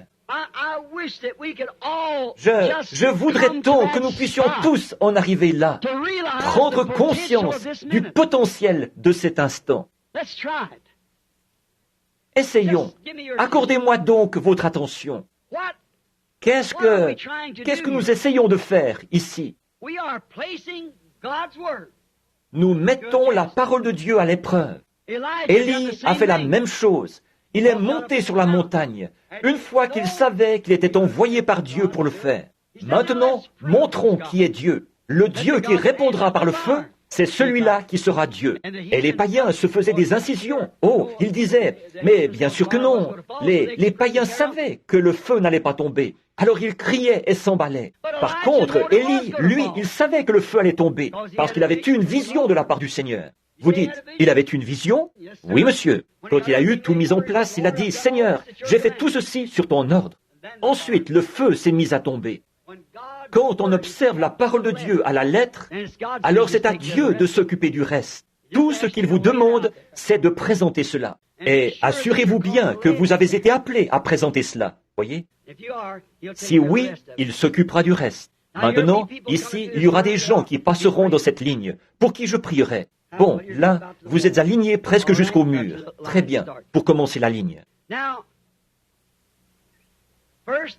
D'abord, tout au moins quelque part ici dans le bâtiment, quelques personnes. Combien ici sont malades et n'ont pas de carte de prière? Levez la main. Voyez, partout. Or, vous savez que si notre Seigneur, et je crois qu'il le fera, s'il est le même hier, aujourd'hui et éternellement, il a fait des lignes de prière. Les gens venaient à lui, de grandes files de gens, des foules. Il les touchait, les bénissait. À un moment donné, il s'est arrêté et il a dit, « Qui m'a touché ?» Il a promené les regards. Il a dit à une femme pourquoi elle l'avait touché. Il a déclaré que sa perte de sang s'était arrêtée, que sa foi l'avait guérie. Qu'est-ce qui se serait passé si elle s'était retournée et avait dit, « Eh bien, je ne sais pas, Seigneur, ça fait longtemps que j'ai ça. » Ce ne serait pas arrivé. Non, ce ne serait pas arrivé. Non. Qu'est-ce qui se serait passé s'il avait dit à la syrophénicienne, « À cause de cette parole que tu as prononcée, ta fille, le démon est sorti d'elle. » Et qu'elle avait dit, « Eh bien, là, Seigneur, j'aurais voulu que tu procèdes comme ceci. » Le démon serait resté dans cette fille. Mais elle s'attendait à trouver son enfant comme il avait dit qu'elle la trouverait. Or, il nous a dit, « Si tu peux croire, si tu peux dire à cette montagne, ôte-toi de là, sans douter dans ton cœur, mais en croyant que ce que tu as dit arrivera, cela te sera accordé. Quand tu pries, crois que tu l'as reçu, cela te sera donné. » Quelle promesse! Maintenant, l'homme qui prêche un évangile social ne croit pas du tout à ça. Il s'approcherait de la porte, regarderait à l'intérieur, ou resterait là et dirait, « Eh bien, ce n'est qu'une autre bande d'exaltés », et s'en irait. Voyez, mais il ne sait pas que ceci est la nourriture cachée. Il ne sait pas que ceci est la chose secrète qui lui a été cachée. Il ne le sait pas. C'est pitoyable. Être nu, misérable et aveugle d'entendement et ne pas le savoir. Voyez, c'est mauvais, ça. Oh Dieu, ne permets jamais que je devienne comme ça. J'aimerais mieux mourir. Je préférerais mourir, oui monsieur, plutôt que de faire ça. Et je pense que c'est la même chose pour chacun de nous, n'est-ce pas? Mais maintenant, Dieu nous a promis ces choses pour les derniers jours. Dans Malachie 4, il est dit que Jésus-Christ descendrait et se présenterait dans une chair humaine, comme il l'avait fait à Sodome. C'est vrai. Et il est dit que le monde serait dans un état sodomite. Et il est dit, il en sera de même. Le Fils de l'homme se révélera en ce jour-là. Voyez-vous, cet homme qui était descendu sous la forme d'un homme, c'était Elohim, auprès d'Abraham, avant la venue de ce Fils promis. Regardez ce qu'il en était. Abraham a dit que c'était Dieu. Et la Bible dit que 3 hommes sont venus à lui. Ils avaient de la poussière sur leurs vêtements. Ils avaient voyagé. Ils se sont assis et ils ont mangé comme des hommes. Et Jésus a dit que juste au moment où le monde se retrouverait dans un état sodomite, c'est alors que le Fils de l'homme se révélerait de nouveau. Non pas le Fils de Dieu, le Fils de l'homme, voyez-vous, se révélerait. Maintenant, faites le rapprochement avec ce que le dernier prophète a dit. Voici, je vous envoie Élie le prophète, et il ramènera le cœur des enfants au Père. Voyez? Un message visant à les ramener à la Bible. Et le Fils de l'homme se révélera en ce jour-là. Et en ce jour-là, où sonnerait le dernier âge de l'Église, le 7e ange, les mystères de Dieu devaient être divulgués en ce jour-là. Les 7 sceaux seraient rompus. Les mystères de toutes ces églises et de toutes ces choses, comment elles sont arrivées, et ce qui s'est passé. Ils ne savent pas ce qu'il en est. Jésus a dit, pharisiens aveugles. Il a dit, si un aveugle conduit un aveugle, n'est-ce pas qu'ils tombent tous deux dans une fosse? Voyez-vous, c'est pour ça que ces gens ne voient pas ce qu'il en est. Le mystère de cela, de ces sceaux, c'est que chacune de ces églises a formé une organisation et s'est retrouvée là-dedans. Et voilà une des choses secrètes qui était mauvaise aux yeux de Dieu. Vous voyez ça, Dr. Lee? Voyez-vous? Regardez, effectivement, c'est là le point, justement. C'est là un des secrets. Ils sont devenus une organisation. Et voyez-vous, ils étaient complètement en dehors de la volonté de Dieu. Cette chose sera dévoilée dans les derniers jours. Et les gens seront conduits, non pas à un credo ou à une dénomination, mais ils seront ramenés à la vraie parole. Et la vraie parole sera adressée à un certain groupe de gens. Et le Fils de l'homme se révélera au milieu d'eux, le même hier, aujourd'hui et éternellement. Oh là là! Oh, j'aime ça! J'aime faire son éloge. J'aime le rendre grand devant les gens. Je n'ai pas à le rendre grand, il est déjà grand. Il est tellement haut que vous ne pouvez pas passer par-dessus lui, tellement profond que vous ne pouvez pas passer par-dessous lui, tellement large que vous ne pouvez pas le contourner. Et malgré tout ça, vous avez assez de place pour lui dans votre cœur. Ne voulez-vous pas le recevoir? Comme notre Seigneur est merveilleux. Très bien.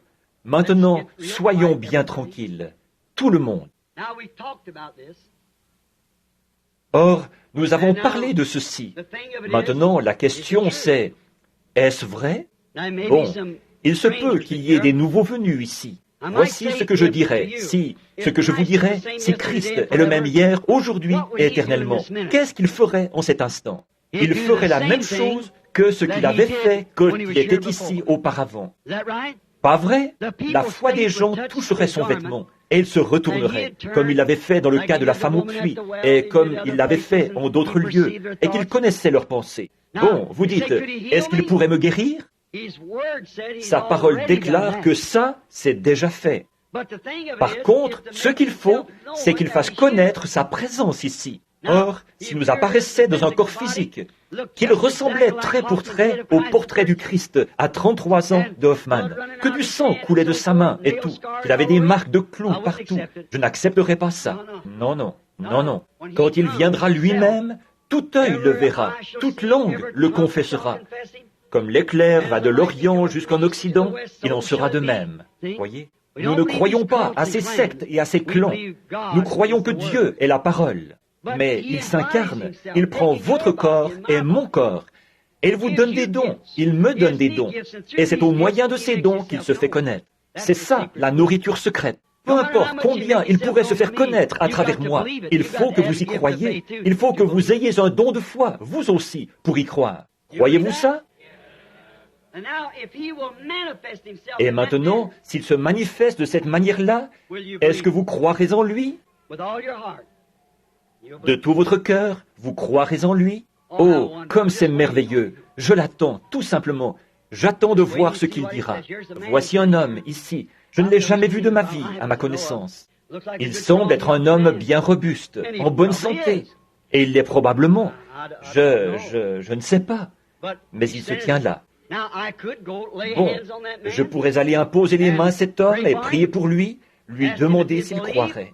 Il pourrait se tenir ici et me dire, je voudrais que vous priez pour un tel. Et j'ai un affaissement de la voûte plantaire. J'ai constamment mal à la tête. J'ai des ulcères à l'estomac ou quelque chose comme ça. Je ne sais pas. Il pourrait mentionner n'importe laquelle de ces choses. Je dirais, bon, très bien mon frère. Je vais poser mes mains sur vous et prier pour vous. Ce serait parfaitement bien. C'est exactement ça que nous avons fait tout au long de l'âge. Pas vrai? Mais souvenez-vous, Jésus a dit que juste au moment de sa venue, ce serait différent, comme ce qui était arrivé du temps de Sodome. Et l'homme qui était venu, il avait le dos tourné à la tente où se trouvait Sarah. Et il a dit, non pas Abraham, là, Abraham.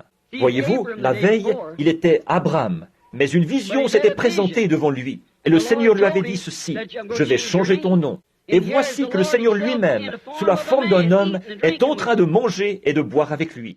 Il a dit, Abraham, où est ta femme Sarah? S-A-R-R-A, non pas S-A-R-A-I, tréma. Il a dit, elle est dans la tente, derrière toi. Il a dit, je vais te visiter, selon la promesse que j'ai faite il y a 25 ans. Et Sarah a un peu ri en elle-même. Il a dit, Sarah vient de rire dans la tente en disant, comment cela peut-il se faire? Ah, y a-t-il quelque chose qui soit trop difficile pour Dieu? Voyez? Bien, non, monsieur. Maintenant, il a dit, Jésus a promis que lui, le Fils de l'homme, qui est la parole, vous croyez ça? Viendrait dans les derniers jours et qu'il se révélerait au moment où le monde serait comme Sodome et Gomorrhe. Vous croyez que c'est vrai, ça? Avant que nous fassions une seule prière, certains d'entre vous dans l'auditoire, priez et voyez si le Fils de l'homme est toujours le même hier, aujourd'hui et éternellement. Demandez simplement s'il l'est. Dites, Seigneur, cet homme ne me connaît pas, mais je sais que tu es le même hier, aujourd'hui et éternellement. Voyez s'il vous dira ce qu'il en est. Oui, monsieur. Maintenant, levez la tête un instant.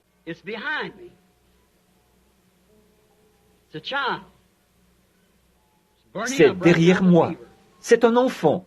Il est brûlant de fièvre en ce moment. C'est une petite fille. Vous n'êtes pas d'ici. Cet enfant a des problèmes d'estomac. Elle en avait. Croyez seulement. Or, est-ce bien ce qu'il avait dit qu'il ferait?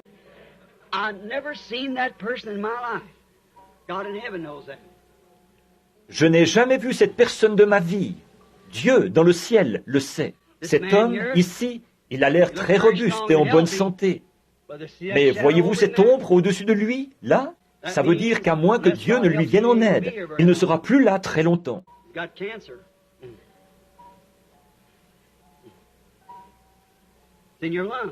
Il a un cancer. Le cancer se trouve dans votre poumon. Maintenant, le Fils de l'homme est ici. Il a un fardeau sur son cœur pour un petit garçon, un petit enfant. Pas vrai? Vous croyez que Dieu peut me dire ce qui ne va pas chez cet enfant? Il le peut. Il a des petites pertes de connaissance. C'est comme une forme d'épilepsie. Il vient d'en avoir une tout récemment. C'est exact, ce matin. Vous croyez que vous allez rester en vie pour élever ce garçon et qu'il ira bien? Où est Charlie Cox? Où est-il? Charlie, où es-tu? Je pensais qu'il était ici ce soir. Par ici. Charlie, Gary, où es-tu? Larry, lui, est-ce qu'il est ici? Son petit garçon avait la même chose. exactement la même chose. Où es-tu, Larry? Viens ici une minute. Eh bien, voilà. Ce petit garçon avait la même chose. Son père et sa mère sont de très bons amis à moi. Il y a des années, j'étais là-bas, et ce petit garçon était pris de crise. Il perdait connaissance et n'avait plus conscience de rien. C'était l'épilepsie. J'ai discerné ça sur ce petit garçon. J'ai demandé à Dieu de le guérir. Il n'en a pas eu une seule depuis. Voilà son père. Sa mère est assise ici quelque part. Et voici le petit garçon lui-même. Maintenant, est-ce que vous croyez, monsieur? Merci, Larry. Vous croyez, monsieur? Puisse le Dieu du ciel vous accorder la même chose et vous donner de vivre pour élever cet enfant. Que Dieu vous bénisse. Prions. Dieu bien-aimé, viens lui en aide. Je prie que ta miséricorde et ta grâce soient sur lui et que tu le bénisses. Au nom de Jésus. Retournez maintenant en Louisiane, dans la joie. Donnez gloire à Dieu pour lui.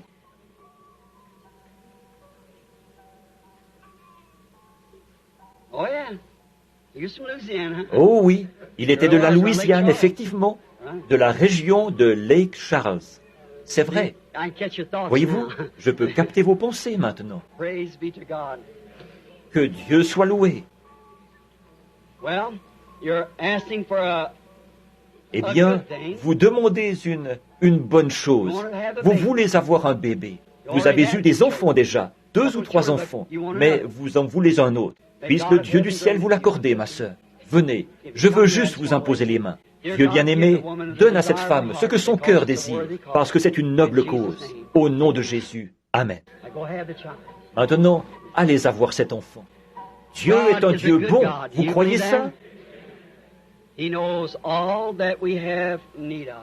sait tout ce dont nous avons besoin. Il pourvoit à tous nos besoins si nous le croyons. Il a dit, si tu peux croire, je vous ai serré la main quelque part. Je ne me rappelle plus où c'était, mais quelque part je vous ai serré la main. Je ne me rappelle plus exactement, seulement nous étions quelque part. Aujourd'hui, quelque part, mais je ne sais pas où c'était. Par contre, ce n'est pas là, nous ne sommes pas là pour parler de ça. Vous êtes là pour parler de... ou pour prier. Vous voulez que je prie pour quelqu'un d'autre.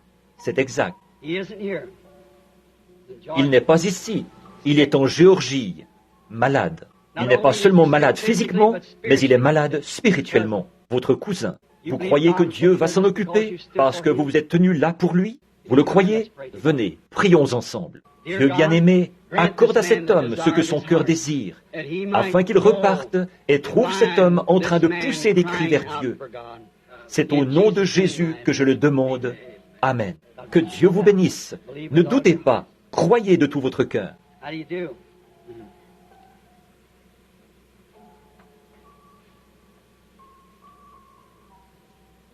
Ce n'est pas que je n'ai pas avancé la main pour vous serrer la main au moment où vous m'avez tendu la vôtre. C'est que je remarquais quelque chose. C'était une ombre très sombre et noire. C'est pour ça. Je sais que si je vous avais pris la main, je l'aurais trouvé par ce moyen, voyez-vous. Mais c'est un cancer. Vous croyez que Dieu peut l'ôter de là? Il est sur votre poitrine, du côté gauche. Vous voulez rentrer en Caroline et rendre gloire au Seigneur de vous avoir rétabli, n'est-ce pas? Vous voyez ce que je veux dire? Prions. Dieu bien-aimé, au nom de Jésus-Christ, celui qui est présent en ce moment, comme les enfants mangent le pain de Dieu, que cet enfant, lui aussi, bénéficie de la foi, du pain de Dieu qu'il lui donne maintenant pour sa guérison. Qu'il reparte et soit rétabli au nom de Jésus. Amen. Que Dieu vous bénisse, frères. Croyez de tout votre cœur.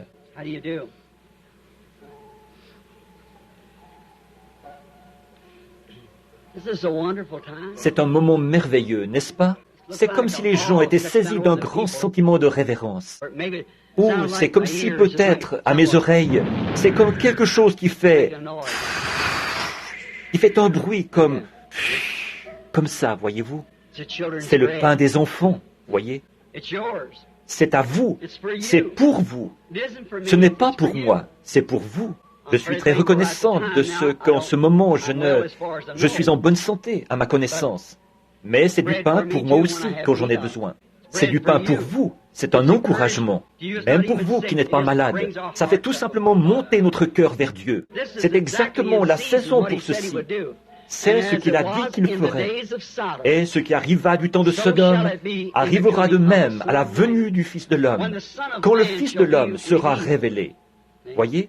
Et voici, je vous envoie Élie le prophète, avant le jour de l'Éternel, ce jour grand et redoutable. Il ramènera le cœur des gens au Père. Voyez? Voyez? Et alors les justes fouleront les méchants, leurs cendres. Ceux-ci brûleront comme une fournaise. Voyez-vous, la terre brûlera. Nous le voyons. Elle va s'effondrer là-bas. Et il y aura des éruptions volcaniques partout sur la terre. Et les cieux seront embrasés. Ô rocher des âges, sois miséricordieux envers moi maintenant, et aussi à ce moment-là.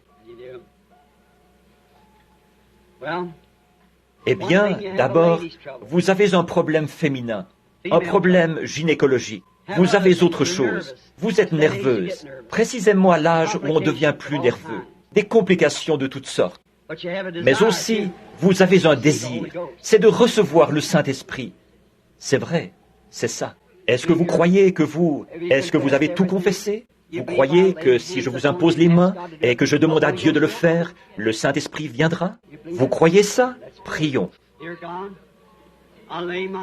Dieu bien-aimé, j'impose les mains à cette femme selon la manière apostolique et je demande qu'elle reçoive le baptême du Saint-Esprit. Au nom de Jésus-Christ, puisse-t-elle le recevoir? Amen. N'en doutez pas, ça vous appartient. Voyez-vous, c'est à vous. C'est le pain des enfants. Vous vous êtes senti toute drôle quand j'ai dit problème gynécologique, n'est-ce pas? Parce que c'est ça que vous aviez, vous aussi. Maintenant, vous croyez que tout ira bien, là? Repartez, en remerciant simplement le Seigneur. Est-ce que vous croyez de tout votre cœur? Vous croyez que vous allez pouvoir manger comme vous le faisiez il y a longtemps? Très bien. Repartez en disant « Merci Seigneur, je le crois ». La présence du Seigneur. Vous croyez que ce mal de dos va partir et que vous allez vous rétablir? Eh bien, repartez simplement en disant « Merci Dieu bien-aimé » et Dieu l'accordera. Vous croyez que vous pouvez vous rétablir, que le Seigneur vous rétablira, que vous n'aurez plus d'arthrite, que vous allez vous rétablir, être en bonne santé?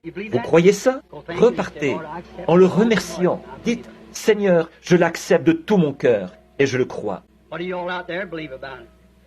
Vous, dans l'auditoire, qu'est-ce que vous croyez à ce sujet? Vous, juste ici, posez votre main sur cette femme, assise juste à côté de vous, là. Dites-lui que les varices et l'arthrite vont partir. Quand elle, que Dieu vous bénisse. Vous croyez que vous allez vous rétablir maintenant? Rentrez chez vous et soyez rétablis. Que Dieu vous bénisse. Poursuivez votre chemin et dites « Merci Seigneur Jésus ». Vous croyez que ce problème gynécologique va partir, dans votre cas aussi, et que vous allez vous rétablir? Repartez en disant « Merci Seigneur ». Bonjour. Tiens, je connais votre nom. Autrefois, à l'époque où j'étais pasteur de l'église baptiste, Totten, sœur Della Totten. Vous souffrez de maux de dos maintenant. Tout ira bien. Vous croyez qu'il va vous rétablir? Vous vous souvenez de ce qui est arrivé là-bas, à l'église baptiste de Milltown, il y a des années? Il est toujours le même Dieu aujourd'hui. Que Dieu vous bénisse, ma sœur. George Wright, où es-tu? Tu te souviens? Oh, que... Croyez-vous que si je ne fais que vous imposer les mains avec cette onction, croyez-vous que vous vous rétablirez? Venez. Au nom de Jésus-Christ, puisse-t-elle être guérie. Amen. Ayez la foi. Eh bien, est-ce que tous, vous croyez de tout votre cœur? Oh, comme ça réveille de vieux souvenirs de voir cette dame. Son nom m'échappe encore, mais Totten, c'est exact. Oh oui, sa fille, c'était Birdie. C'est exact. C'est tout à fait exact. N'allez pas penser que je divague. C'est juste que je suis un peu, vous savez, c'est un peu... Je ne peux pas l'expliquer. Mais votre mal de dos est parti, madame. Repartez, louez le Seigneur, dites « Merci Seigneur ». Vous croyez que votre maladie de cœur, ça va s'arranger, vous aussi? Repartez simplement en vous réjouissant, dites « Merci Seigneur Jésus » et croyez-y. Très bien. Ayez la foi, là. Ne doutez pas. Venez, madame. Est-ce que vous croyez de tout votre cœur? Vous avez beaucoup de choses qui ne vont pas. Vous aussi, vous avez mal au dos. Vous croyez que Dieu va vous rétablir? Très bien. Repartez simplement en vous réjouissant. C'est lui qui fait que vous vous sentez comme ça. Remerciez le Seigneur. Que Dieu vous bénisse, sœur. Salut, fiston. Vous croyez que Dieu va guérir la nervosité de cet enfant et le rétablir? Vous le croyez? Très bien. Salut, mon petit ami. Laisse-moi te serrer la main. Dieu bien-aimé, délivre ce petit garçon de cette vilaine chose et puisse-t-il vivre et être normal. Au nom de Jésus. Amen. Que Dieu vous bénisse, frère. Vous le croyez, n'est-ce pas? Ça va s'arranger. Ne doutez pas du tout. Vous êtes bien jeune pour être cardiaque. Vous croyez que Dieu vous rétablira? Repartez en disant « Merci Seigneur de m'avoir guéri ». Vous croyez que Dieu va guérir ces problèmes d'estomac et vous rétablir? Allez votre chemin. Réjouissez-vous et dites « Merci Seigneur ». Il est encore Dieu, n'est-ce pas? Tout ce que vous avez à faire, c'est croire. Simplement. Pas vrai? Est-ce que vous croyez au Fils de l'homme dans les derniers jours? Il s'est passé quelque chose ici, il y a quelques minutes, et je n'arrive pas à... Je cherche à voir où c'était. Quelqu'un a eu la foi et a fait quelque chose. Ou peut-être que je les retrouverai dimanche prochain, ou quand je le pourrai. Est-ce que vous... Voilà, c'est encore là. Vous avez la main levée. Est-ce que vous croyez que Dieu peut guérir cette maladie de cœur? Vous rétablir? Guérir votre fille là-bas qui a... Vous le croyez? Madame Neff, vous croyez que Dieu... Léo Neff, je ne vous connais pas, mais c'est bien votre nom. Vous souffrez du cœur, et votre petite fille a des problèmes avec ses reins. Vous croyez qu'elle va se rétablir? Votre foi vous guérit. Croyez de tout votre cœur. Vous qui êtes là, où il y a le baptistère, qui êtes là et qui avez des problèmes d'estomac, Jésus-Christ vous rétablit. Vous croyez? Il est le même hier, aujourd'hui et éternellement. Imposons-nous les mains les uns aux autres maintenant. Oh, pensez à l'heure où nous sommes. Pensez au moment. Pensez-y. Nous sommes en présence même de Jésus-Christ, le Fils de Dieu. Il a promis qu'il ferait ceci dans les derniers jours. Mes mains sont posées sur ces mouchoirs. Dieu bien-aimé, je te prie de bénir ces mouchoirs pour la guérison du corps de ces gens, par le nom de Jésus-Christ. Maintenant, pendant que vous avez les mains posées les uns sur les autres, chacun de vous, vous êtes membre du corps de Christ. Ce même Saint-Esprit qui a promis de révéler les secrets des cœurs et de faire ces choses, il est en vous. Vous êtes une partie de lui et il est une partie de vous. Or, il a dit ceci, « Voici les signes qui accompagneront ceux qui auront cru. » Ça, c'est vous. S'ils imposent les mains aux malades, les malades seront guéris. Maintenant, ne priez pas pour vous-même. Priez pour la personne sur qui vous avez posé votre main, parce qu'elle prie pour vous. Maintenant, prions ensemble, et qu'il n'y ait pas une seule personne faible dans ce bâtiment. Pourquoi faudrait-il attendre plus longtemps, mon cher frère, ma chère sœur? Le voici, le Saint-Esprit, Dieu, ici même, la chose même dont nous avons parlé. Cher Jésus, nous reconnaissons ta présence. Tu as rendu la vie à ce petit bébé l'autre jour, après qu'il était mort, par la prière de la foi. Dieu bien-aimé, il y a beaucoup de gens dont nous n'avons pas pu nous occuper. Le temps avance, mais ils ont posé leurs mains les uns sur les autres. Ce sont des croyants. Nous sommes assis en présence du Seigneur Jésus-Christ, qui est ressuscité des morts, le même hier, aujourd'hui, éternellement. Satan, tu es vaincu. Jésus-Christ t'a vaincu. Il est ressuscité des morts. Et il est au milieu de nous ce soir, en train de confirmer ce message des derniers jours. Sors de ces gens, laisse-les au nom de Jésus-Christ. En mon nom, ils chasseront les démons. Et tu es chassé. Au nom de Jésus-Christ, quitte cette assemblée. Tous ceux d'entre vous qui acceptent maintenant leur guérison, levez-vous. Tous ceux qui acceptent la guérison, levez-vous. Levez vos mains maintenant et donnez-lui la louange.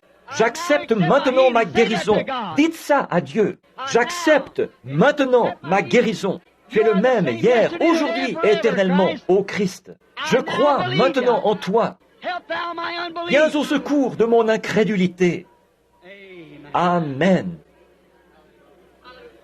I will praise him. I will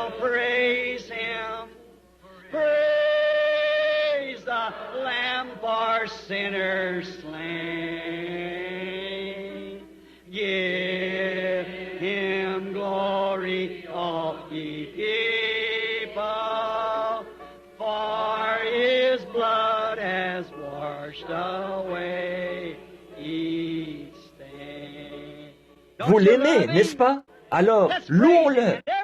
Tout le monde, les mains levées, donnez-lui la louange pendant que le frère s'avance pour terminer la réunion.